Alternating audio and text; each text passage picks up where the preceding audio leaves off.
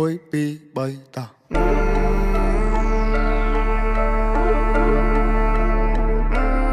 anh ở đằng gì một buổi mấy buổi squat rồi buổi slap ball đi đã sắp thay thó let's do it ខ្មែរថៃដីខ្មែរអត់ត្រូវការអ្នកណាមកថៃជំនួសពួកចោលឆ្លៀនពៀនបើមិនងាប់ក៏វាអាចរបួសតជំនាន់អ្នកចោលសៀមរឿងសង្គ្រាមគឺវាឃ្លានហួរដើម្បីដល់អំណាចស្រ័យជេរចាចអញខ្មាស់គេជំនួស